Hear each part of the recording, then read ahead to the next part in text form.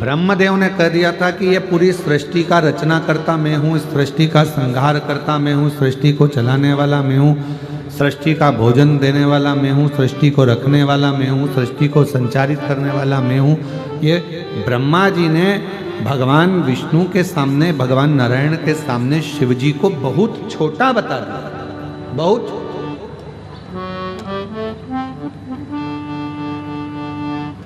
पर शिव महापुराण की कथा कहती है किसी को छोटा ना बताओ,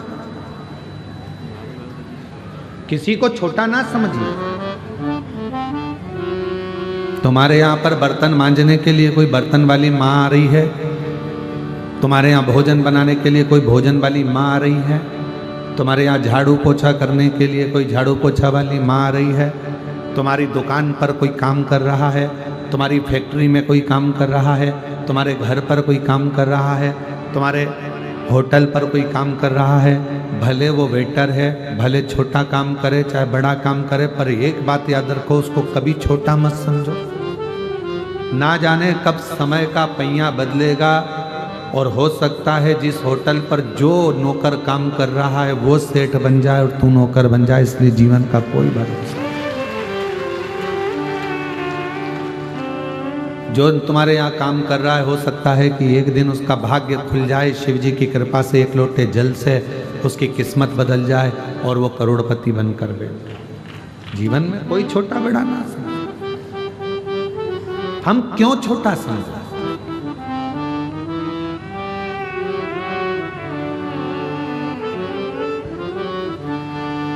कई लोग कह देते हैं कि हम वनवासी हैं, हम आदिवासी हैं, हम हिंदू नहीं हैं। ये आपस में बहुत खींचातानी चलती है। कोई कहता है हम वनवासी हैं, हम आदिवासी हैं, हम हिंदू नहीं हैं। हम उनसे कहना चाहेंगे ये आपके अंदर जो भ्रम उत्पन्न किया जा रहा है, आपको सनातन से दूर करने के लिए, आपको हिंदू धर्म से दूर करने के लिए ये चाल चली जा रही है। लोभ देकर बड़े बड़े लोग तुम्हें भड़काने का कार्य कर रहे हैं और ये कह रहे हैं कि तुम हिंदू नहीं।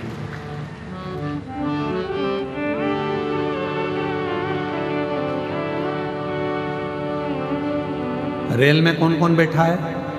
हाथ उठाओ जरा। ट्रेन में जो बैठा है, ठीक है। बस में कौन कौन बैठा है? चलिए रखो।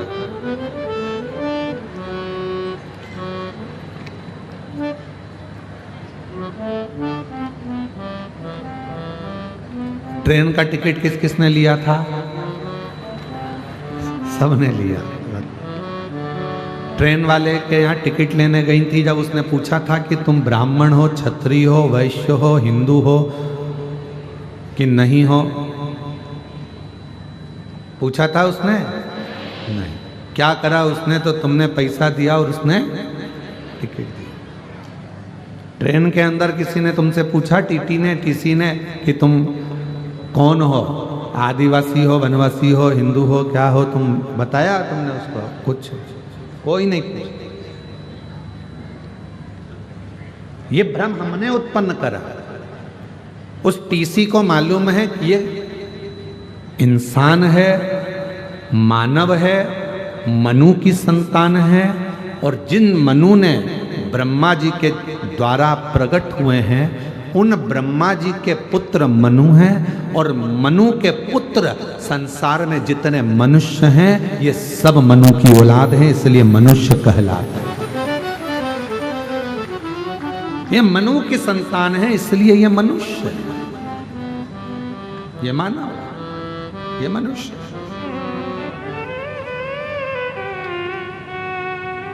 अब जब आप और हम सब मनुष्य हैं, मानव हैं, मनु की संतान है, तो फिर हमारे भीतर ऐसा भाव क्यों उत्पन्न करना कि ये हम हिंदू नहीं हैं, हम आदिवासी, हम वनवासी? ना ना ना। इस संसार सागर में अगर आपने जन्म लिया है, संसार सागर में आप जन्मे हैं, तो आप मनु की संतान हैं, आप मनुष्य हैं, आप मानव हैं। अब उसमें कोई आपको संशय उत्पन्न करा दे, कोई आपसे कह दे कि नहीं आप हिंदू ही नहीं हो, तो ये समझ लेना कि तुम्हारा फायदा उठाना चाहते हैं और कहीं ना कहीं किसी न किसी रूप में तुमसे लाभ उठाकर एक दिन तुमको ही लात मारकर गिरा देंगे और एक दिन खुद सत्ता में आकर बैठ जाएंगे और तुमको नीचे पटक देंगे। ये दुनिया की रीत है।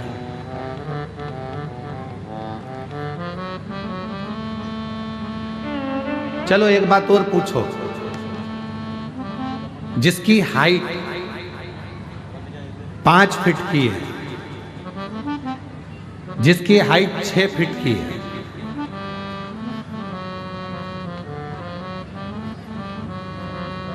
और जिसकी हाइट 3.5 फीट 4 फीट की है,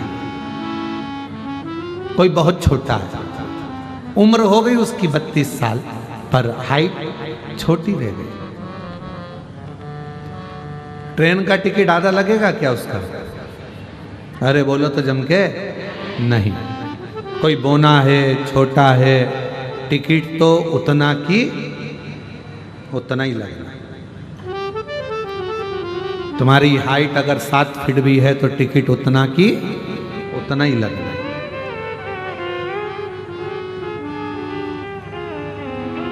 टिकट का पैसा कम नहीं हो जाता तुम्हारे बोने होने से, तुम्हारे छोटे होने से, तुम्हारे बड़े होने से टिकट का पैसा ज़्यादा नहीं हो जाता।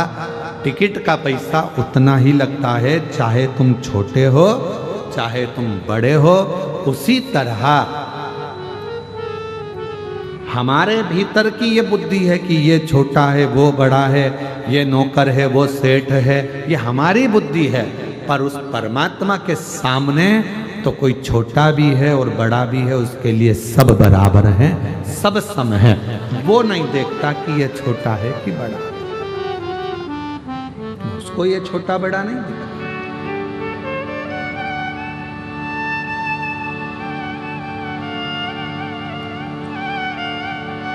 और दया करो भगवान, सब पर दया करो,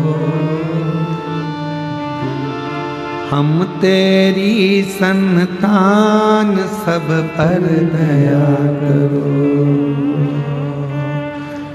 दया करो भगवान, सब पर दया करो, हम तेरी संतान, सब पर दया करो। दया करो भगवान, सब पर दया करो, हम तेरी संतान, सब पर दया करो। झूठे जगत में फंसा हुआ हूँ, माया से मैं घिरा हुआ हूँ। झूठे जगत में फंसा हुआ हूँ, माया से मैं घिरा हुआ हूँ। झूठे जग में फंसा हुआ हूँ, माया से मैं घिरा हुआ हूँ। झूठे जग में फंसा हुआ हूँ, माया से मैं घिरा हुआ। हम तेरी संतान, हम पर दया करो। दया करो भगवान, सब पर दया करो, हम तेरी संतान, हम पर दया करो। दया करो भगवान, सब पर दया करो। ये संपूर्ण ब्रह्मांड में जितने मानव हैं, छोटे से छोटा हो, आदिवासी हो, वनवासी हो, कोई सेठ हो, कोई गरीब हो, कोई अमीर हो, कोई ब्राह्मण हो, कोई वैश्य हो, कोई क्षत्रिय हो, कोई शूद्र हो, कोई भी हो, वो है उसकी औलाद, है उसकी संतान। दुनिया के लोगों ने फायदा उठाने के लिए आप लोगों में ये भेद कर दिया कि तुम हिंदू नहीं हो तो तुम हिंदू हो, तो तुम ये नहीं हो तो तुम वो है। तो हम सब उसकी औलाद, आप और हम है तो संतान उसी की। और हम तेरी संतान सब पर दया करो, दया करो भगवान सब पर दया करो। छोटा है वो भी भगवान का है, बड़ा है वो भी भगवान का है, बच्चा है वो भी भगवान का है, बड़ा है वो भी भगवान का, गरीब है वो भी मेरे भगवान शिव का है, और बहुत बड़ा करोड़पति है वो भी मेरे भगवान शिव का है। उसमें भेद है, भेद हमने कर दिया।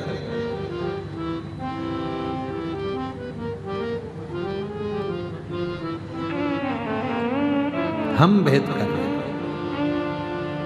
हमने भेद कर दिया, ये आदिवासी है, ये वनवासी है, ये शूद्र है, ये वैश्य है, ये क्षत्रिय है, ये ब्राह्मण है। पर शिव महापुराण की कथा में स्वयं माता पार्वती जी ने पूछ लिया था भगवान देवाधिदेव महादेव से कि ब्रह्मा जी आपको नीचा दिखा रहे हैं, आपको छोटा समझ रहे हैं। ब्रह्मा जी आपको छोटा समझ रहे हैं। भगवान देवाधिदेव महादेव ने मां पार्वती जी से कहा, यह ब्रह्मा जी की बुद्धि का भेद है।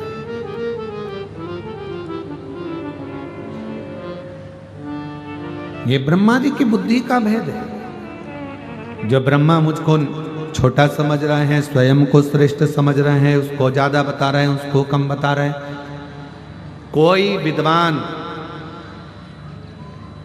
जब भी व्यासपीठ पर बैठेगा, कोई विद्वान कभी भी अगर व्यासपीठ पर बैठेगा तो कभी भी ना तो किसी व्यक्ति की निंदा करेगा और ना कभी किसी देवी देवता को ऊपर या नीचे बताएगा।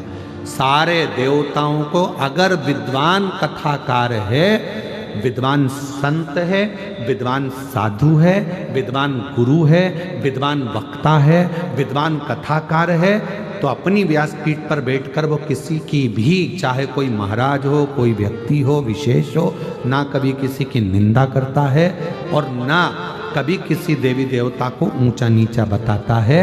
वो जिसकी आराधना करता है उसकी श्रेष्ठता बताता है, पर देवताओं को नीचा नहीं बताएगा। कोई नहीं कहेगा कि राम बड़े हैं, कि कृष्ण छोटे हैं, कि शिव बड़े हैं, कि ब्रह्मा छोटे हैं, कि भगवान विष्णु बड़े हैं, कि ये बड़े हैं, कि वो छोटे हैं। ये कभी कोई कथाकार नहीं कहेगा अगर विद्वान है, क्योंकि उसने कथा में सुन रखा है। उसने श्रीमद् भागवत हो, अग्नि पुराण हो, पद्म पुराण हो, ब्रह्म विवर्त पुराण हो, शिव पुराण हो, जितनी पुराणें होती हैं सारी पुराणों में लिखा है कि ब्रह्मा, विष्णु और महेश, इन तीनों में कोई भेद नहीं होता है।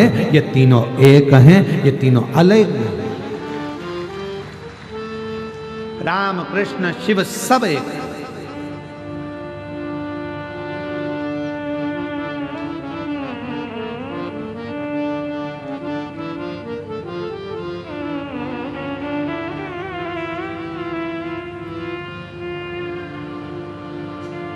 एक छोटा सा बच्चा एक दूसरे बच्चे को गाली दे रहा है।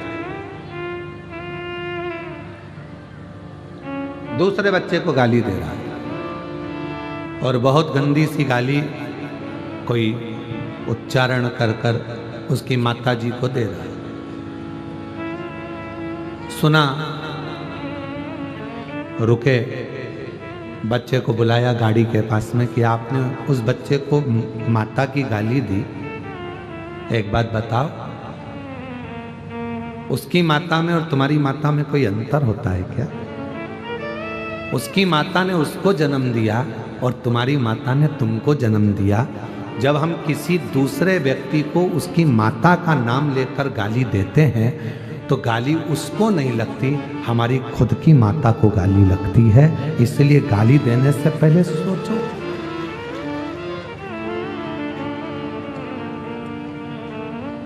किसी की बहन बेटी को हमने गाली दे दी, ना वहां बहन है ना बेटी है, और वहां बस वो लड़का खड़ा है, वो व्यक्ति खड़ा है और उसको हमने गाली दे दी, तो क्या उसकी बहन बेटी को गाली लग जाएगी? नहीं। क्या आपकी बहन नहीं है? क्या आपकी बेटियां नहीं है? क्या आपकी माता नहीं है? गाली देने से पहले विचार करना। हम जब एक उंगली किसी पर उठाते हैं तो ये जो 3 उंगलियां हैं ये हमारी ओर मुड़ती हैं और कहती हैं कि मुझे तो एक गाली लगी, पर उस गाली की बाकी की गालियां 3 तुझे, तेरी माता को, तेरे भाई को, तेरी बहन को और तुझको लगी है। आप एक उंगली उठा के देखो, करो ऐसा, सब करो, एक उंगली उठाओ, जल्दी उठाओ सब लोग, और हमारी ओर एक उंगली करो, ऐसा ऐसे करो उंगली। आप करके देखिए तुमने उंगली, हमारी ओर कितनी उंगली गई? जम के बोलो, 1। तुम्हारी ओर कितनी गई? 3। अर्थात हम में एक गलती है तो तुम में 3 गलतियां हैं। आप एक गाली किसी को दे रहे हो तो 3 गाली आपको खुद लग रही है। इसलिए निवेदन है, गाली देने से पहले विचार करो।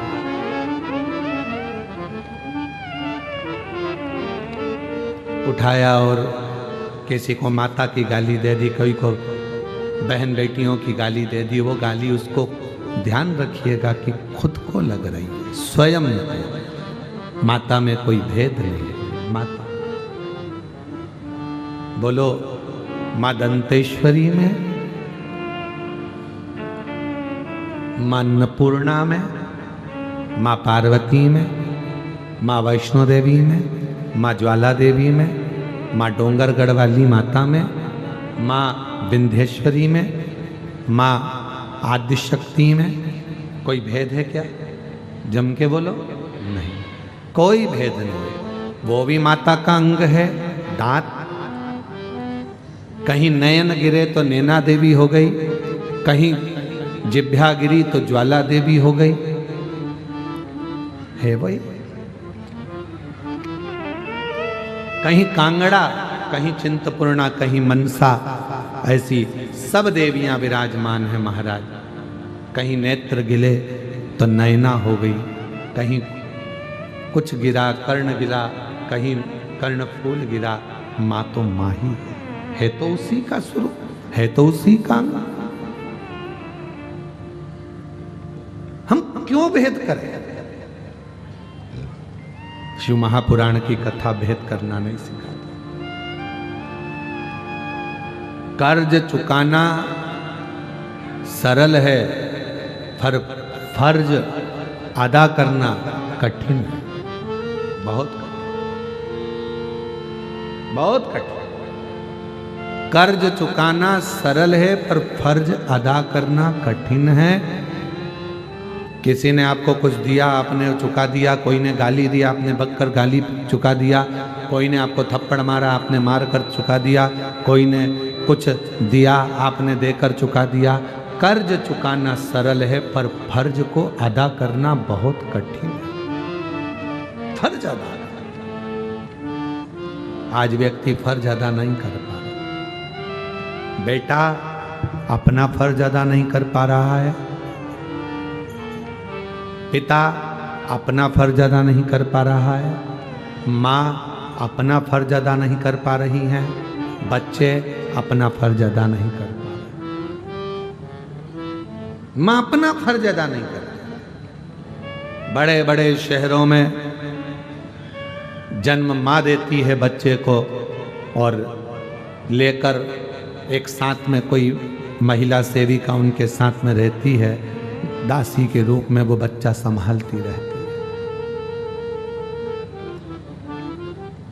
शहरों में एक नई चीज आ गई, अपने बच्चे को दूसरी कोई एक पैसे से महीने से तनख्वाह में 50,000 रुपये, 30,000, 10,000, 20,000 रुपये में कोई एक माता को रख लिया जाता है जो आपके बच्चे को संभालती है। कितना आश्चर्य है, तुम्हारे बच्चे को नौकरानी संभाल रही है और कुत्ते के बच्चे को तुम संभाल रहे हो।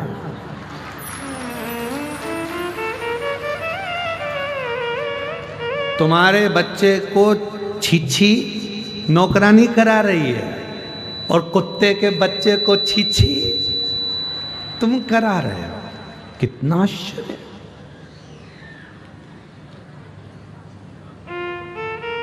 तुम्हारे बच्चे को भोजन नौकरानी करा रही है और कुत्ते के बच्चे को पप्पी पप्पी पप्पी, और उसको भोजन तुम करा रहे। अरे डूब मरो रे, पानी नहीं हो तो बस्तर से ले जाओ।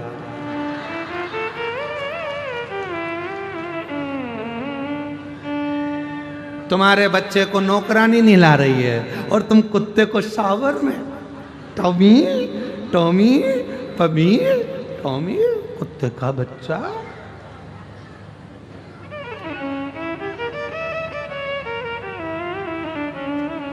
और आया बुढ़ापा, तुम्हारे बच्चे को नौकरानी ने पाल पोस कर बड़ा करा, और अब आया तुम्हारा बुढ़ापा। अब तुम्हें तुम्हारे बच्चों की जरूरत पड़ी कि हमारा बच्चा हमारा बुढ़ापा सुधारेगा, हमारा बच्चा हमारा बुढ़ापा संभालेगा। तो बच्चे भी कह देते हैं हमारा बचपन तुमने नहीं संभाला तो हम तुम्हारा बुढ़ापा क्या ठाक संभाले। हमारे बचपन को तुमने संवारा, हमारे बचपन को अगर तुम सवार थे तो हम तुम्हारा बुढ़ापा सवार। मेरी जीजियों, अपने बच्चों को खूब प्रेम दीजिए, पढ़ाइए, विद्वान बनाइए, विद्वान। कल एक जज महोदय मिलने के लिए आए थे तो बता रहे थे कि गुरुदेव, मेरे पिताजी जब 15 वर्ष का था मैं तब वो शांत हो गए, और मेरी माँ ने, जो पढ़ी लिखी नहीं है, हम वनवासी हैं, आदिवासी हैं, और मेरी माँ पढ़ी लिखी नहीं। माँ भी आई थी उनके साथ, मेरी माँ पढ़ी लिखी नहीं है। मैं 15 साल का था जब पिताजी चले गए, माँ पढ़ी लिखी नहीं है, छोटा सा मकान हमारा, हम धमतरी के पास के रहने वाले हैं, हमारे पास में कुछ भी नहीं था, ना हमारी जमीन थी, ना हमारे पास में गाय भैंस थी। मेरी माँ दूसरे के यहाँ जाकर धान काटती थी, धान की बुआई करती थी। मैं जब अपनी माँ को देखता था कि धान काट रही है मेरी माँ, बुआई कर रही है मेरी माँ, पानी में खड़ी हुई है मेरी माँ, पिताजी नहीं है, हमारा पेट भर रही है मेरी माँ। और मेरी माँ मुझे सरकारी स्कूल में दाखिला जो दिलाई थी उसमें मैं जो पढ़ रहा था, लोग कहते हैं प्राइवेट स्कूल में पढ़ोगे तो अच्छी नौकरी मिलेगी। वो जज महोदय कह रहे थे मेरी माँ के पास पैसा नहीं था कि वो सरकारी स्कूल को छोड़कर प्राइवेट में पढ़ाए। मेरी माँ ने जिस सरकारी स्कूल में एडमिशन कराया था उसी स्कूल की ड्रेस पहनता था, उसी स्कूल की किताब लेता था, उसी स्कूल में पढ़ता था, और पढ़ते पढ़ते मन में एक संकल्प बना लिया कि कुछ करना है। बीच में मैं डामाडोल हुआ, लगा मुझे कि अब मैं कुछ कर नहीं पाऊंगा, मेरी मम्मी को मैं अपना चेहरा नहीं दिखा पाऊंगा, क्योंकि अब मेरी संगत कुछ गड़बड़ हो रही है। तो आपकी कथा धमतरी में श्रवण करने को चला गया, दौड़कर कथा सुनी, बल मिला, और ऐसा बल मिला फिर पढ़ाई में मन लगाना प्रारंभ किया, और आज बाबा की कृपा से मैं जज बनकर बैठ गया। ये शिव की कृपा, ये शंकर।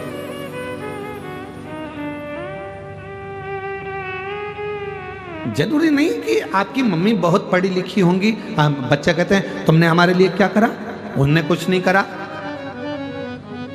उन्होंने कुछ नहीं करा, पर फर्ज तो तुम्हारा है ना। कर्ज अदा करना सरल है पर फर्ज अदा करना कठिन है।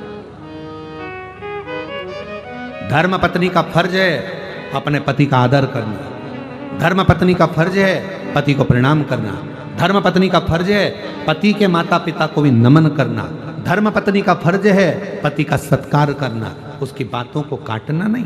और पति का फर्ज है उसके माँ बाप का आदर करना, पति का फर्ज है उसको भी सम्मान देना, चार लोगों में कभी अपशब्द ना कहना, ये पति का भी फर्ज। कौन फर्ज अदा कर रहा है? कर्ज अदा करना सरल है पर फर्ज निभाना कठिन हो गया। बेटा बाप का फर्ज अदा नहीं कर रहा है, बाप बेटे के लिए फर्ज अदा नहीं कर रहा है, माँ बच्चों के लिए फर्ज अदा नहीं कर रही है, सास बहू के लिए फर्ज अदा नहीं कर रही है। केवल इसको फर्ज नहीं कहते कि तुम्हारे घर में बहू आई तो उसको साड़ी दिला दो, केवल इसको फर्ज नहीं कहते कि तुम्हारी बहू आने वाली है तो उसकी रकम बनवा दो, सोना चांदी दिला दो, कमर तगड़ी बना दो, उसके पाँव की पायल बनवा दो। इसको फर्ज नहीं कहते कि बच्चों का केवल विवाह कर दो, फर्ज अदा कर दिया। एक सास का सबसे बड़ा फर्ज होता है कि उसके घर में जब बहू प्रवेश कर रही है तो उसके मन में यह भाव होना चाहिए कि मेरे अंदर जितने संस्कार हैं, जितना मैं अच्छा कर सकती हूँ, मेरे अंदर मेरे माँ बाप ने जो संस्कार देकर भेजे हैं, मेरी बहू को कुछ भी नहीं आता होगा तो भी मरने से पहले मैं उसको पूरे संस्कार देकर जाऊंगी। और बहू में ये फर्ज होना चाहिए कि मेरी मम्मी ने अगर कुछ भी कहा वो बात दूसरी थी, पर अब यहाँ मैं अगर आई हूँ और मेरी सास मुझे सिखाना चाहेगी, बताना चाहेगी, टोकेगी, बार बार टोकेगी। सास क्यों टोकती है? क्योंकि उसने अपना बुढ़ापा ऐसे ही नहीं निकाल दिया, बहुत धक्के खाकर जिंदगी निकाली है। कभी ऐसा भी समय आया था सास की जिंदगी में कि 2 रोटी नहीं थी उसके पास में, तो भी वो किसी के दरवाजे नहीं गई है। उसने ये सोच लिया मैं बहू को इतना पक्का कर दूंगी, उसको अपशब्द कहकर, ताना देकर, गाली देकर, आड़ा टेढ़ा बोलकर मैं उसको इतना कड़ला कर दूंगी कि जगत के लोग उसका फायदा नहीं उठाएंगे, वो जीत कर आगे निकल जाएगी। मैं अपनी बहू को, अब बहू को लगता है मेरी सास गाली दे रही है, गाली नहीं दे रही है। अगर मिट्टी का बर्तन बनाना है तो मिट्टी को कूटना पड़ेगा, पत्थर की मूर्ति बनाना है तो उस पर हथौड़ी चलाना पड़ेगी, और बहू को श्रेष्ठ बनाना है तो सास की गाली खाना पड़ेगी। वो अपशब्द कह रही है, सहन करो, सिखाएगी, अपशब्द बोल रही है, ताना दे रही है, बताएगी, आप उसको संवरने का प्रयास करो। जो पत्थर मूर्ति बनाते समय चोट सहन नहीं करता, वो जमीन पर लगता है, तुम्हारे घर के ओटले पर रखता है, तुम्हारे घर के फर्श में लगता है। और जो मार्बल पीटा जाता है और जो तराशते समय टूटता नहीं है, वो मंदिर में पूजन करता है, उस पत्थर की पूजन होती है, मूर्ति बनती है। पत्थर वही है, एक ही खदान का निकला जो तुम्हारे घर में लगा, एक ही खदान का निकला जो मंदिर में पूजा रहा है। पत्थर एक ही है, बस चोट सहन कर ली तो मंदिर में पूजा गया, और जो चोट सहन नहीं कर पाया वो जमीन में थूक, पान, लात सब खा रहा। फर्ज अदा करिए। कर्ज चुकाना सरल है पर फर्ज निभाना कठिन है। आज भाई से भाई का फर्ज नहीं निभ रहा,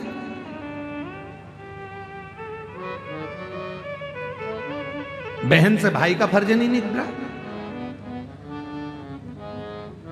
भाई को बहन का फर्ज निभाना नहीं आ रहा। कहां है फर्ज? कौन निभा रहा? कौन?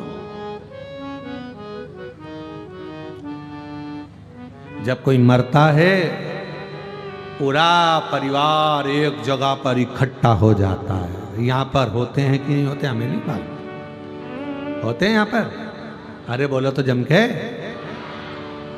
जब कोई मरता है तो पूरा परिवार इकट्ठा हो जाता है, दुख मनाते हैं। बेचारा मर गया, बहुत अच्छा था, चले गए, और अब उसको कंधे पर उठा कर ले जाते। क्या कहते? बड़ा भाई है, इसको आगे लगाओ, छोरा है पीछे लगाओ, ये रिश्तेदार है इसको आगे लगाओ, ये उठाएंगे, कंधे पर लेकर जाएंगे। दूसरे से कंधा भी नहीं लगवाते, परिवार वाले उठाते हैं। जितनी मेहनत उसके मरने के बाद तुमने उसको उठाने में लगाई, अगर उतनी मेहनत उसको जीते जी उठाने में लगा देते तो उसकी जिंदगी संभल जाती। दुख में था, बहुत तकलीफ में था, आप थोड़ा बल दे देते। क्यों चिंता करता है? मैं तेरा भाई हूं ना, 25-50 हजार की जरूरत पड़े मैं बैठा हूं, चिंता मत कर। भैया भाभी कुछ कहते, उसको क्यों बताना तुझे? मैं लगा रहा हूं तेरी दुकान में पैसा, जा जिस दिन तेरे पास आ जाए दे देना।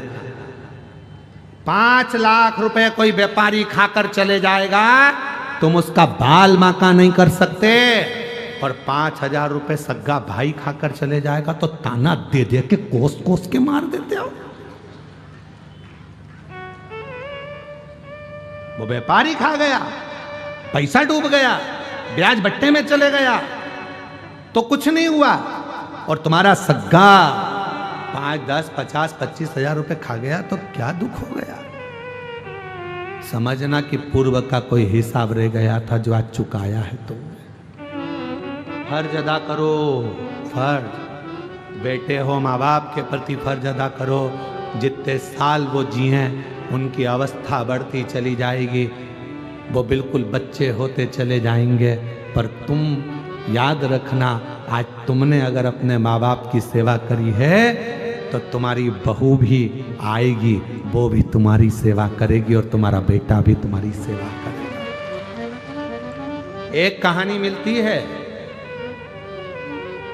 एक पिताजी बीमार पड़ गए, और बीमार पड़े पिताजी, बहू ने कह दिया तुम्हारे पिताजी को बहुत खांसी चलती है, बच्चों को पढ़ने में तकलीफ होती है, इनको बाहर जो कमरा है माली वाला, चौकीदार का कमरा है, उसमें ठहरा दो। पति ने कहा हम ठहरा तो देंगे, पर पिताजी को भूख लगी तो पिताजी को बोल दो हमें घंटी लगा देते हैं, वो बेल बजाएंगे हम चाय दी आएंगे, घंटी बजाएंगे हम भोजन दी आएंगे, घंटी बजाएंगे हम पानी दी आएंगे। पर पिताजी को अंदर आने की ज़रूरत नहीं है। बेटे ने पिताजी को माली के कमरे में, चौकीदार के कमरे में सुला दिया, पिताजी के लिए सारा सामान रख दिया। पिताजी से कहा पिताजी अब तुम उधर बहू के कमरे के उधर मकान में मत जाना, तुम्हें जो चाहिए तुम्हारी बहू यहीं लाएगी। घंटी बजाना, ये तार लगा है, घंटी लगी है, तुम बजा देना बेल, बहू लाकर सामान देगी। ठीक है, पिताजी ने जाना बंद कर दिया। एक दिन पिताजी ने घंटी बजाई तो घंटी बजी नहीं शायद। पिताजी पानी के लिए तरसते रहे। बेटे ने कसम दी थी कि उधर जाना मती, पानी मंगना मती, बस घंटी बजाना। बाप घंटी बजाता रहे, फिर भी कोई पानी लेकर नहीं आया। आखिरी में बेटा शाम को आया, पूछा अपनी पत्नी से क्यों बाबूजी को पानी चाय दे दिया था, आज घंटी नहीं बजाई तुम्हारे पिताजी ने, हमको लगता है उनके पास रखा होगा इसलिए उन्होंने घंटी नहीं बजाई। बेटा दौड़ कर गया अपने बाप के कक्ष में, जाकर देखा तो पिताजी तो जमीन पर पड़े थे, बेहोशी में थे। बाप को पानी का छींटा देकर उठाया, पापा बाबूजी क्या हुआ? बेटा आज मुझे लगता है घंटी के तार को ऊंदरा ने, चूहे ने कतर दिया, घंटी बजती नहीं है। बस इतना कहा, बेटा पानी पिलाता उससे पहले बाप मर गया। पिता चले गए, पिता मरा, अंतिम संस्कार किया गया। 10वें के पहले घर की सफाई होने लगी, सब साफ करने लगे घर को। घर में 2 छोटे बच्चे थे जिनकी उम्र थी 8 साल और 12 साल। दोनों बच्चों ने, माँ सफाई कर रही थी, पिता सफाई कर रहे थे घर की, और छोटे छोटे बच्चों ने, एक ने घंटी को जेब में रख लिया, एक ने घंटी के तार को अपनी जेब में रख लिया। इतने में माँ ने चिल्लाकर पूछा क्या कर रहे हो, ये घंटियां जेब में क्यों रख रहे हो? बच्चे कहते हैं माँ जैसे आपने दादाजी के लिए घंटी लगाई थी वैसे आपकी बहू आपके लिए लगाएगी, उसकी तैयारी कर कर रख रहे हैं। हम उसकी तैयारी कर रहे हैं, जैसा कर्म करोगे वैसा भोगना पड़ेगा। आप सेवा करो, आपकी औलाद आपकी सेवा करेगी। धन काम नहीं आएगा, सेवा काम आएगी। कई लोग ऐसे हैं जिनके पास करोड़ों का धन है, हॉस्पिटल में जाकर, कैंसर हॉस्पिटल में एक बार जाकर देखना कि कैंसर हॉस्पिटल में पैसे ले लेकर खड़े हैं अटैची में, डॉक्टर साहब मेरी पत्नी को अच्छा कर दो, मेरे पति को अच्छा कर दो, मेरे बेटे को अच्छा कर दो, मेरे बाप को अच्छा कर दो, मेरी बहन को अच्छा कर दो। धन काम नहीं आएगा, काम क्या आएगा? जो तुमने पुण्य करा। पैसा तो अटैची में भरा कि भरा रह जाएगा और पुण्य काम आ जाएगा। पुण्य केवल अच्छा कर्म कर चलो। ये मानव की देह फिर नहीं मिलना है, जो मिली है इसको संभालने का प्रयास करो। हम आपसे ये नहीं कहेंगे कि आप कहीं तीर्थ में जाकर बैठ जाओ, हम आपसे इतना कहेंगे अपने दिल को तीर्थ बना लो, अपने मन को तीर्थ बना लो, अपने आप को तीर्थ बना लो। जब तुम्हारा कोई दर्शन करे तो तुम्हें देखते से ही याद आ जाए कि इसको देखने पर शिव की याद आती है। लोग कहें कौन आया है? तो कहने अरे वो शंकर की भक्त आई है, भजन अच्छा गाती है, स्मरण अच्छा करती है, शिव जी के मंदिर में रोज पानी चढ़ाने जाती है, शंकर जी के मंदिर में रोज झाड़ू लगाती है, शिव जी के मंदिर में भजन करती है। तुम्हारी पहचान ये नहीं होना चाहिए कि ये उनकी बहू है, होटल में डांस करती है, ये उनका बेटा है जो दिन भर पी के पड़ा रहता है। पहचान इससे नहीं होती, पहचान होती है सनातन धर्म में। ये उसकी बहू है जो मंदिर में पोछा लगा देती है, झाड़ू लगा देती है, भजन करती है। ये उनकी बहू है। जब हमारे गिदम में शिव महापुराण की कथा हो रही थी तो बेटियां जैकेट पहनकर बिल्ला टांग कर सेवा में 24 घंटे लगी हुई थी। ये वो बेटियां, ये वो बेटे हैं जो घर नहीं गए, 7 दिन तक सेवा में लगे रहे। कोई रात को सेवा कर रहा था, कोई दिन में सेवा कर रहा था।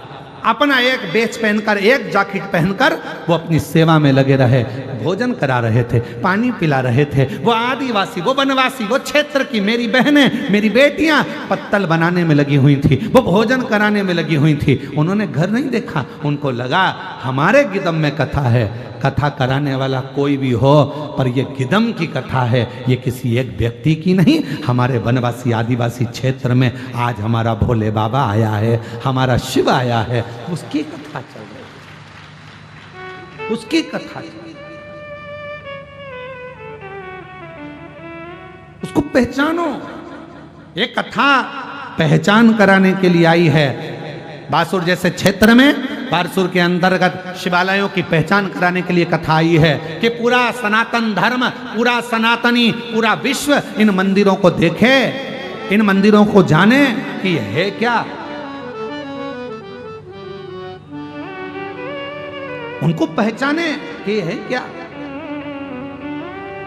हम फर्ज अदा नहीं कर पा रहे, हम फर्ज नहीं निभा पा रहे।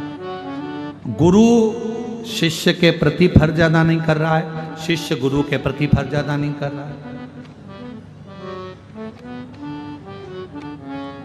एक गुरु को भी चाहिए कि शिष्य को सतमार्ग बताए। गुरु को लगने लगता है कि शिष्य को बहुत बड़ा घात होने वाला है, शिष्य बहुत नीचे जाने वाला है, तो गुरु अपने शिष्य को एक क्षण में उपदेश गीता जैसा दे देता है, उसको बचाने का प्रयास करता है। जाग जाओ अर्जुन जैसे, वरना मरना तो है ही, शांत तो होना ही, नष्ट सब कुछ होना ही। समझ जा। गुरु एक शब्द में समझाएगा कि तेरा ये क्षण बेकार हो रहा है, ये पल बेकार हो रहा है, इसको समझ ले जा। गुरु समझाएगा, आगे फिर मर्जी आपकी। शिष्य का फर्ज है वो गुरु के चरणारविंद का स्मरण करे। गुरु के पास धन वैभव सत्ता धन दौलत संपदा के लिए नहीं, गुरु की एक दृष्टि पड़ जाए जिससे मेरी पूरी जिंदगी सवर जाए। गुरु थोड़ा सा वैभव देवी देगा तो वो थोड़े दिन चलेगा, पर गुरु की दृष्टि पड़ जाएगी तो पूरी जिंदगी चकाचक निकल जाएगी, आनंद में निकल जाएगी, वैभव में निकल। फर्ज अदा नहीं कर। कर्ज तो कोई भी नहीं मानता। कर्ज अदा करना है, पैसा दे दो, कर्ज चुक जाएगा। कर्ज अदा करना सरल है, पर फर्ज निभाना कठिन है। फर्ज तो केवल भगवान देव अधिदेव महादेव माता पार्वती से कहते हैं। पार्वती ब्रह्मा जी कर रहे हैं कि ये बड़े वो छोटे। असली अगर कोई वक्ता होता, असली अगर कोई संत साधु गुरुजन तपस्वी या अच्छा कोई कथाकार सत्यवादी अगर कोई कथाकार होता है, वो अपनी व्यासपीठ पर बैठकर किसी महाराज की, किसी संत के, किसी साधु के, किसी गुरुजन की कभी निंदा नहीं करता है। अच्छा कथाकार है, संत है, श्रेष्ठ संत है, सत्यवादी संत है, तो किसी ईश्वर की निंदा नहीं करता। वो ये नहीं बोलता कि ये ईश्वर बड़ा है, वो ईश्वर छोटा है, राम बड़े की, कृष्ण बड़े की, शिव बड़े की, ब्रह्मा बड़े की, विष्णु बड़े। वो एक मानता है क्योंकि हम सब उसकी औलाद हैं। वो सब में समाया है, सब में एक नूर है, एक ज्योति है। आटा एक ही है, चाहे तुम पराठे बना लो, चाहे तुम पूड़ी बना लो, चाहे तुम रोटी बना लो, चाहे तुम बाटी बना लो, आटा एक ही है। चावल एक ही है, चाहे दही में मिला के खा लो, चाहे दूध में मिला के खा लो, चाहे दाल में मिला के खा लो, चाहे सांभर में मिलाकर खा लो, चाहे सब्जी में मिलाकर खा लो, चावल एक ही है। चाहे चीला बना लो, चाहे उलेटा बना लो, चाहे पराठा बना लो, चावल एक ही है। उसी चावल की तुम चाहे मिठाई बना लो, चावल वही है। चावल की वो भाव खत्म नहीं, वो चावल ही रहेगा, आटा आटा ही रहेगा, गेहूं गेहूं ही रहेगा। उसी तरह कोई तुम्हें कितना भी तोड़ ले और कह दे कि तुम ये नहीं हो, तुम हिंदू नहीं हो, तुम ये नहीं हो, याद रखना जैसे गेहूं का चाहे पूड़ी बनाओ, चाहे पराठा बनाओ, चाहे रोटी बनाओ, है तो गेहूं का ही आटा। उसी तरह अपने मन को ये बता देना कि हो तो तुम उसी की औलाद, एक ही मनु की संतान आप और हम है, उसमें कोई भेद नहीं है, कोई भेद नहीं। और बहुत आएंगे ऐसे ज्ञान देने वाले तुम्हारे पास में, बहुत आएंगे। वो एक ही बात कहेंगे, क्यों शंकर जी के मंदिर जा रही हो, क्यों जल चढ़ा रही हो, एक लोटा जल चढ़ाने से क्या होगा, क्या होगा एक लोटा जल चढ़ाने से, क्यों चढ़ा रही हो एक लोटा जल, क्या होगा मंदिर जाने से। उनको ये पत्र ले जाकर दे देना सीहोर वाले महाराज के, ये पत्र जो गांव-गांव से लिख कर आए हैं, जो वनवासी क्षेत्र से लिख कर आए हैं, जो आदिवासी क्षेत्र से लिख कर आए हैं। एक बहन ने लिखा, मैं सावित्री मरकाम पति सुमन मरकाम जगदलपुर तेतर खुट्टी से आई हूँ, भोले बाबा की महिमा का बखान करती हूँ। 25 साल से मुझे औलाद नहीं थी। शिव महापुराण की कथा पंडाल में बैठकर श्रवण करी और शिव जी के मंदिर में एक लोटा जल चढ़ाना प्रारंभ करा। सीहोर कुबरेश्वर धाम पहुंच गई, कंकर शंकर पूजन कर कर आई और बाबा की कृपा से 25 साल के बाद मेरे घर में औलाद हुई है। ये बाबा की कृपा, ये शिव की कृपा। 25 साल के बाद मेरे घर में कहीं बैठी हो तो बच्चे को ला सकती हैं। एक बहन ने पत्र लिखा, मेरा नाम रेखा योगेश भोयर, ग्राम कुरखेड़ा, जिला गढ़चिरौली, महाराष्ट्र में रहती हूँ। शादी के 14 साल हो गए थे, मुझे संतान नहीं है। बाबा की कृपा से पंडाल में बैठकर कथा सुनी, टीवी पर 2022 से कथा श्रवण कर रही हूँ और बाबा से विश्वास जुड़ गया और शिव की कृपा से 26/12/2024 को मेरे घर में 14 साल के बाद औलाद आ गई। ये शिव की कृपा। क्या होता है जल चढ़ाने से, क्या होता है शिव को एक लोटा जल चढ़ाने से, क्या होता है शिव महापुराण की कथा सुनने से, उनको बताना। हमारा सनातन धर्म इतना मजबूत है कि किसी के पास जाने की जरूरत नहीं है। जल उठाओ, अपने घर का, मंदिर पास का, एक लोटा चढ़ाना प्रारंभ करो, बाबा समस्या मिटाना प्रारंभ कर देंगे, दुख मिटाना प्रारंभ। आडंबर में मत पड़ो, पाखंड में मत पड़ो, ढोंग ढकोसले में मत पड़ो कि हम जाएंगे तो हमारा ये काम। ना ना ना ना, पाखंड होना ही नहीं, ढोंग ढकोसला होना ही नहीं। हमारे कुबरेश्वर धाम पर ना तो बेल दी जाती है, ना भभूति दी जाती है, ना कोई फल दिया जाता है। हमारे कुबरेश्वर धाम पर सीहोर में केवल कंकर उठा लो, पूजन कर लो, पटक दो, एक कंकर लियाओ और वहाँ से जो रुद्राक्ष मिलता है उसको लियाओ, शिव जी को एक लोटा जल चढ़ाओ, रात्रि का विश्राम बाबा के आंगन में करो। बस इतने में मेरा बाबा तुम्हारी मनोकामना पूर्ण कर कर भेज देता है और 3 महीने में वापस बुला लेता है। किसको कहते हैं वैभव? लोग कहें क्या होता है जल चढ़ाना? जिनके नाम लिए हैं कृपया निवेदन है, अगर वो बैठे हों, जिनके यहाँ 25 साल के बाद औलाद हुई, जिनके यहाँ 14 साल के बाद हुई, जिनके नाम लिए हैं वो आ सकते हैं बेलपत्र में। क्या होता है शिव को जल चढ़ाने से, क्या नहीं होता वो पूछो, क्या नहीं होता।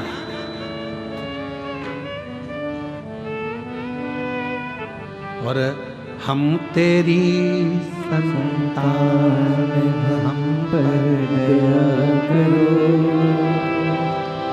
दया करो भगवान, सब पर दया करो, दया करो भगवान, सब पर दया करो। हम तेरी संतान, सब पर दया करो, दया करो भगवान, सब पर दया करो। हम तेरी संतान, सब पर दया करो। बस उस पर आश्रित हो जाओ, उस पर आश्रित। मेहनत करना 4 गुनी, परिश्रम करना 4 गुना, पढ़ाई करना रात दिन, और जब एग्जाम का टाइम आए तब एक बेलपत्री पर शहद लगाकर शिव को लगाकर चले जाना, उस पर विश्वास कर कर कि मैंने जो याद किया है वो पूरा लिख कर आऊंगी। फुल कॉन्फिडेंस के साथ, अपनी मेहनत के साथ एक बेलपत्री शिव को लगाकर फिर जाओ परीक्षा हॉल में, फिर देखो हाथ तुम्हारे होंगे, कलम तुम्हारी होगी और लिखने वाला मेरा महाकाल बाबा होगा। लिखने वाला वो लिखेगा, वो लिखेगा। एक पत्र है, पत्र लिखने के लिए कागज नहीं मिला है तो पत्तल में लिख दिया, ठीक है, पर खाली पत्तल भेजिए, 2-4 पूड़ी सब्जी भेज देती तो अच्छा रहता। क्या है जितेंद्र जी, सही है, खाली है पत्तल, नहीं तो वो रह जाती मालदार से। शंभू आ जाओ दीजिए, आ जाओ।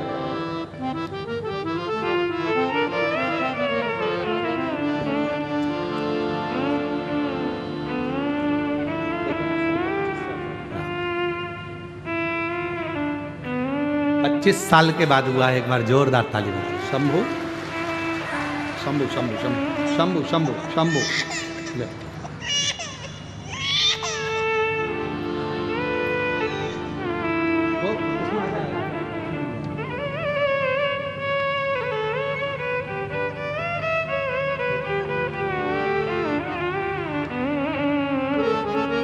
जोरदार ताली बजाओ। 25 साल के बाद बाबा ने कृपा करी है और 25 वर्ष के बाद हुआ है। पत्र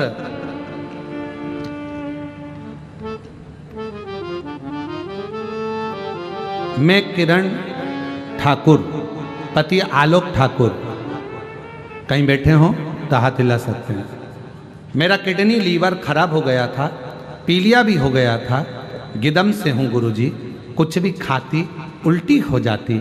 जगदलपुर एमपीएम में हॉस्पिटल में दिखाया, डॉक्टरों ने कहा आपकी ना तो किडनी काम कर रही है ना लीवर काम कर रहा है, 10% भी चांस बचा नहीं है। कहा तुरंत इनको रायपुर ले जाओ।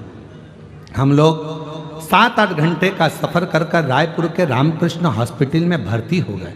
आईसीयू में 2 बार डायलिसिस होना प्रारंभ हो गया। दिन भर में जब 2 बार डायलिसिस हो गए तब बड़े परेशान हो गए। डॉक्टरों ने कहा इनका लीवर और किडनी दोनों ट्रांसप्लांट करना पड़ेगा और लगभग 3 लाख रुपए का खर्चा इसमें लग जाएगा, और कोई लीवर देने वाला किडनी देने वाला भी होना चाहिए।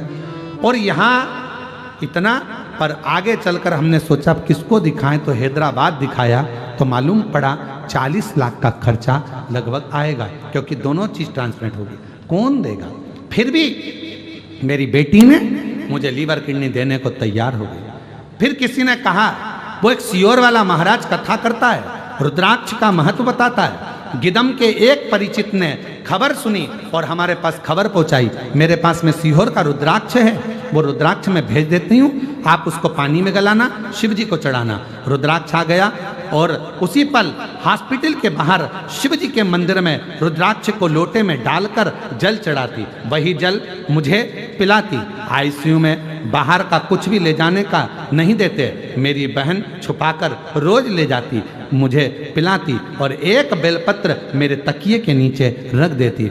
उस जल ने मुझे जीवन दान दे दिया। मेरा लीवर, किडनी और पीलिया सब ठीक हो गया। गुरुजी 21 साल की बेटी है जो मुझे लीवर किडनी देने को तैयार हो गई थी, पर बाबा की कृपा से मेरी बेटी का मुझे लीवर किडनी की जरूरत नहीं पड़ी और बाबा की कृपा से आज मैं पूर्ण तरह से स्वस्थ हूँ और गिदम की कथा में बैठकर कथा सुन रही हूँ। कहीं बैठी हैं आप ही हैं? आ जाओ आ जाओ आ जाइए।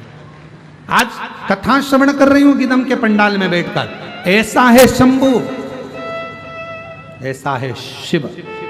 क्या देता है, कैसे देता है, कब देता है मालूम नहीं पड़ता। इसलिए आप लोगों से कहते हैं कि अपने नजदीक में यह कथा तो आज 13 तारीख को विराम हो जाएगी। 17 तारीख से 21 तारीख तक 5 दिवसीय जिला दुर्ग के पास में नगपुरा में कथा 1 बजे से 4 बजे तक प्रारंभ हो जाएगी। आसपास के क्षेत्रवासी एक प्रयास कर कर मन में दृढ़ बनकर पंडाल में बैठकर बाबा से विनय कर कर कथा का रसतत्व ग्रहण करें। ये मिट्टी पंडाल की साधारण नहीं है, इसको शरीर से लगाकर उससे विनय करें, विनती करें। क्या देगा वो उस पर निर्भर करता है, उस पर। ये उस पर निर्भर है। और हम तेरी संतान, हम पर दया करो, दया करो भगवान, हम पर दया करो। 14 वर्ष के बाद हुआ है। एक बार जोरदार ताली बजाकर स्वागत करिए। दया करो भगवान, सब पर दया करो, हम तेरे ही संतान, सब पर दया करो। दया करो भगवान, सब पर दया करो। 14 वर्ष के बाद हुआ। एक बार जोरदार ताली बजाएं। शिव कृपा।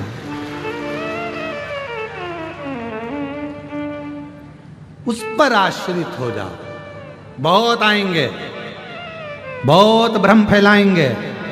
मंदिर मत जाओ, शिव के मंदिर मत जाओ, एक लोटा जल मत चढ़ाओ, शंकर पे चढ़ा हुआ जल मत पियो, लोग कहेंगे। बेलपत्र मत खाओ, लोग कहेंगे। उनको कह देना एक बार गीता प्रेस गोरखपुर की शिव पुराण लाओ। तुम इतना ज्ञान दे रहे हो, खुद पढ़ो, मालूम पड़ेगा। उसमें लिखा है श्री शिवाय नमस्तुभ्यम बोलने वाले के मात्र मुख का दर्शन कर लो, सारे पाप नष्ट हो जाते हैं और हजारों वर्ष में यज्ञ का फल प्राप्त हो जाता है। शिव पुराण में लिखा है शंकर भगवान पर चढ़ाए हुए जल का आचमन करने से कायिक, वाचिक और मानसिक तीनों पाप समाप्त हो जाते हैं। शिव पुराण में लिखा है। शंकर भगवान का प्रसाद अगर हाथ में आ जाए तो 12 ज्योतिर्लिंग का फल उसी समय प्राप्त हो जाता है। शिव पुराण में लिखा। पर दुनिया के लोगों को विरोध कर,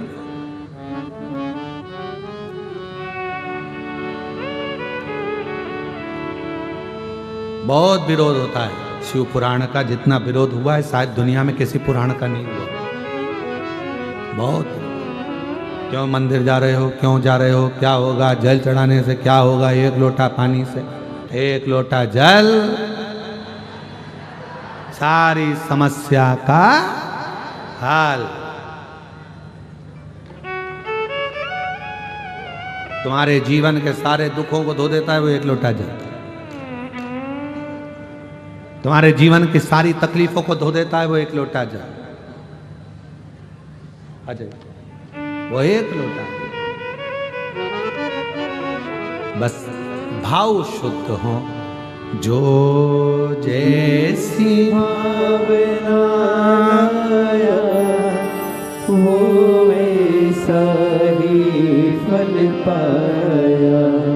लीवर और किडनी दोनों ने काम करना बंद कर दिया था। हॉस्पिटल में एक दिन में 2 डायलिसिस प्रारंभ हो चुके थे और बाबा की कृपा से आज पूर्ण तरह से स्वस्थ होकर यहाँ खड़ी हैं। एक बार जोरदार ताली बजा। जो जैसी भावना लाया वो वैसा ही फल पाया।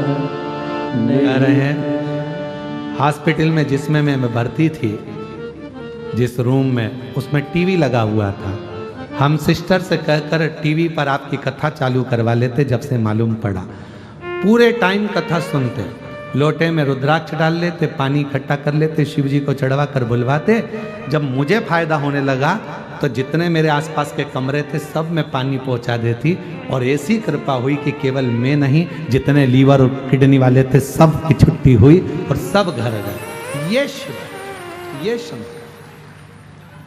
आप विश्वास कितना करें शिव पर, ये आप पर निर्भर है। दुनिया केवल आपका फायदा उठाने बैठी है, केवल फायदा, केवल। सावधान। कोई तुमसे कहे कि तुम मंदिर मत जाओ, जाएंगे। तुमने हमको पैदा करा क्या? तुमने हमको बड़ा करा क्या? तो हम तुम्हारी क्यों सुने? मैं चाहे ये करूं, मैं चाहे वो करूं, मेरा मन, मेरी मर्जी। अपना रिमोट अपने हाथ में रखो। टीवी का रिमोट दूसरे के हाथ में रहेगा तो उसके पसंद के सीरियल देखना पड़ेंगे। इसलिए रिमोट अपने हाथ में रखोगे तो अपनी पसंद का सीरियल देखोगी। उसी तरह अपना रिमोट अपने हाथ में रखो, दूसरे के कहने पर नहीं चलना। उसने कह दिया मंदिर मत जाओ, मंदिर नहीं गए। उसने कह दिया कथा में मत जाओ, कथा में नहीं गए। उसने कह दिया ऐसा मत करो, वैसा कर लिया। अपना रिमोट अपने हाथ में रखो। मेरी मर्जी, मैं चाहे ये करूं, मैं चाहे वो करूं, मेरा मन। अपना रिमोट अपने हाथ में रखो। मैं मंदिर जाऊंगी, तू कौन होता मना करने वाला? और सज धज के जाओ, आग लगे बस्ती में, अपन रहे हो मस्ती में, और सज धज के ले, और सज धज के क्या कर लेगा? और जो तुमसे मना करे उसके सामने जान कर कर एक लोटा जल, सारी समस्या का हल।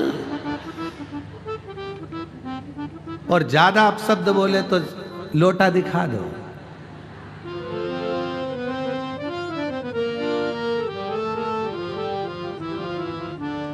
₹50 लाख की गाड़ी में घूमने वाला भी एक दिन ₹50 के लोटे में बैठकर हरिद्वार चला जाएगा। और वो 50 लाख की गाड़ी धरी की धरी रह जाएगी। इतनी बड़ी गाड़ी में घूमता था, इतने बड़े महल में रहता था, इतना बड़ा बंगला था, इतनी फैक्ट्रियों का मालिक था। कहां गया? लोटे में। कितने रुपए का? ₹50 लोटा। 50 लाख की गाड़ी में घूमने वाला ₹50 के लोटे में अंदर भर के, कपड़ा बंद के, आंख में आंसू ढल के, ट्रेन में उसको सीट पे ले जा रहे हैं। 2 टिकट लिए, एक खुद का, एक लोटे का। टिकट वाले ने पूछा, तुमने ये दूसरा टिकट किसका है? हमारी अम्मा का।